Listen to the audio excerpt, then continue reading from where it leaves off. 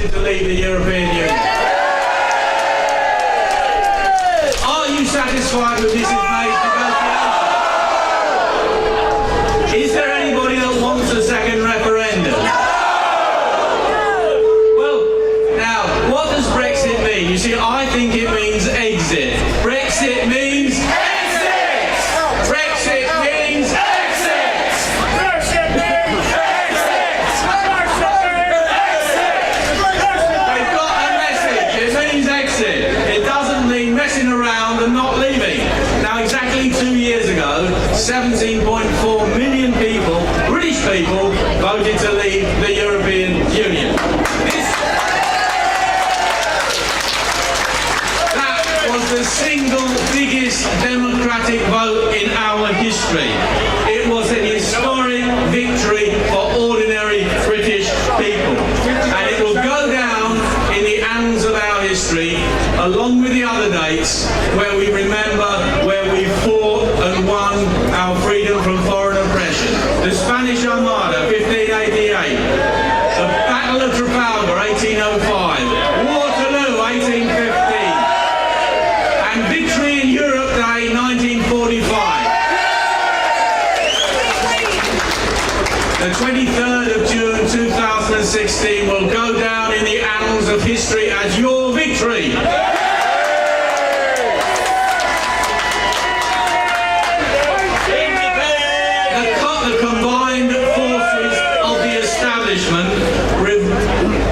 The combined forces of the establishment waged a ferocious campaign of lies to deter the British people from taking their country back from the European Union.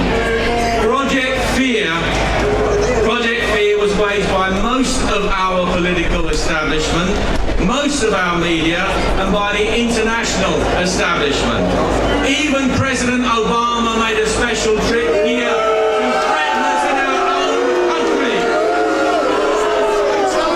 Despite all of that, the good sense and patriotism of the British people prevailed and we voted to leave.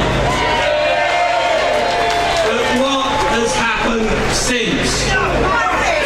Mrs May did very little for a very long time, and even now her withdrawal bill is not finalised.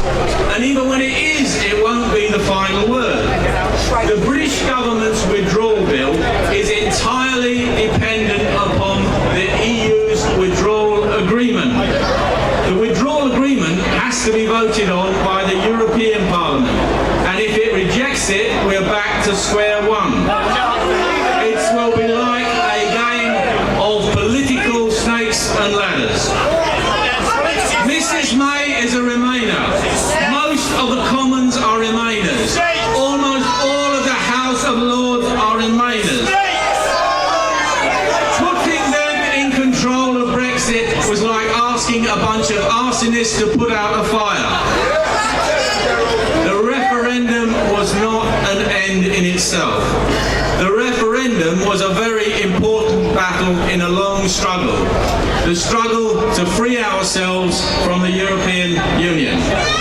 Now, ever since the referendum, the establishment is doing all it can to delay and impede Brexit, and all in the hope of reversing the referendum decision and making it not happen at all. That cannot be allowed to happen. They must not be allowed to snatch defeat from the jaws of victory. If our Prime Minister and government really wanted to leave the European Union, they would not ask the EU how it should be done. They would be telling them how it's going to be done. If we had a British government worthy of the name, this is what they would be doing. Forget Article 50, tear it up. Repeal the 1972 European Communities Act. We should live under our law, not their law. We should offer them tariff-free trade without the free movement of people. Or trade on World Organization terms, take it or leave it. We could offer a reciprocal deal for the rights of citizens, but only if the rights of on the continent are protected to the same extent that EU citizens' rights are protected here.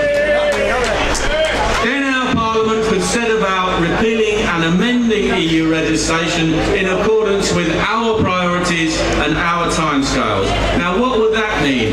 It would mean no more money to the EU. No more laws imposed on us by the EU. And no more open borders. But that was never going to happen while both houses of Parliament are infested with a nest of quislings, traitors, collaborators and defeatists that sit there now. The great danger facing us is that we will leave under a withdrawal agreement that actually means we leave in name but not in reality.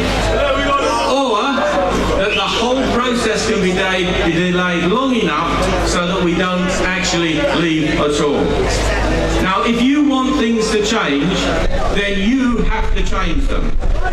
If you want to make sure that Brexit is not betrayed, then you have to organise politically.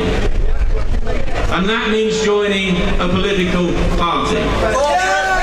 The MPs in the House of Commons do not care how many people go on a march. It does not affect them. What affects them is their party losing votes. What affects them is their party losing influence and power. And what affects them the most, what they care about the most, is losing their seats. If you want to affect long-term change, then you have to join a political party, help fight elections and win power. Now, I'm a little bit prejudiced, of course, because I want you to join UKIP. But let me say,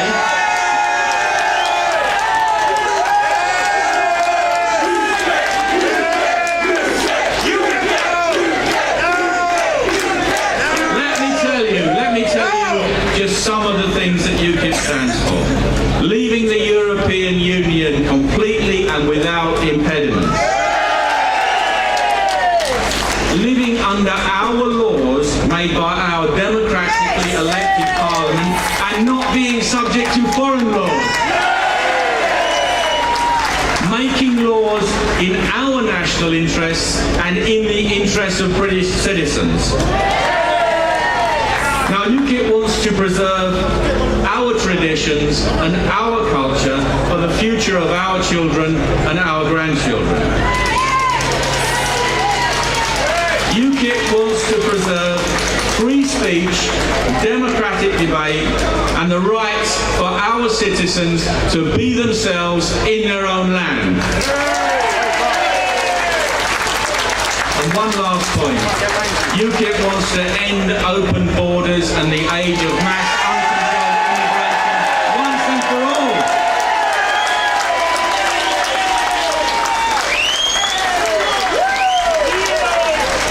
The United Kingdom used to be a free, tolerant and peaceful place. UKIP wants to restore those values for the benefit of all the people that live in our country.